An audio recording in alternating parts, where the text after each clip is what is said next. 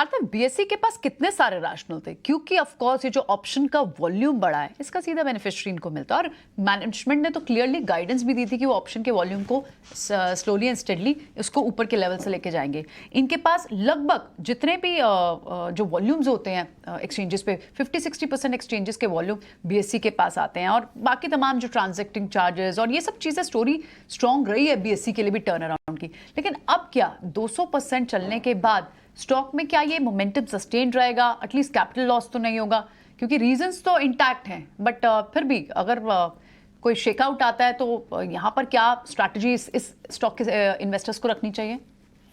देखिए, सबसे पहले तो I will give a lot of credit जो बीएसई के नए एमडी सीईओ है, उन्होंने काफी ट्रांसफॉर्मेशनल चेंजेस किए कि लॉन्ग टर्म सस्टेनेबल बीएसई के अंदर एक बिजनेस मॉडल इंटैक्ट रहे।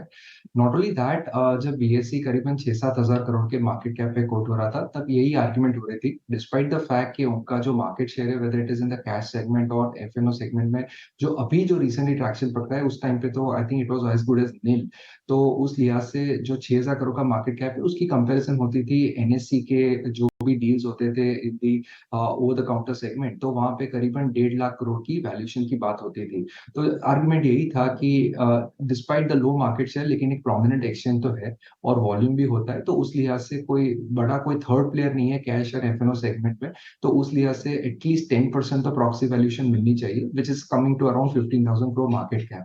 आज की तारीख में थैंक्स टू द फैक्ट कि बीएसई ने अच्छे रिजल्ट्स दिखाए और अच्छे वॉल्यूम ग्रोथ दिखाए in terms of its segments, तो वहां पे हमने देखा है कि मार्केट ने उसको बड़ा थम्स अप दिया और currently it is coating at around 27,000 crore market cap. Valuation के मल्टीपल की बात करूं तो आज की तारीख में अगर ट्रेल बेसिस पे देखें या तो फॉरवर्ड बेसिस पे देखें, तो BSE is considered to be one of the world's most expensive listed exchange.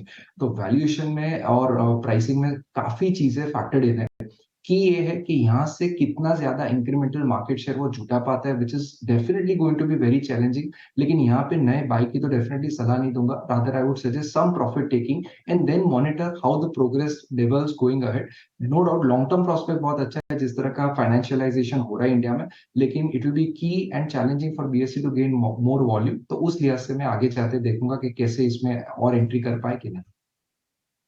फिलहाल तो यहाँ थोड़े से कंसर्न्स तो पार्थिव को दिख रहे हैं बीएसई के स्टॉक पर। क्विकली दूसरे स्टॉक्स भी लेते हैं समय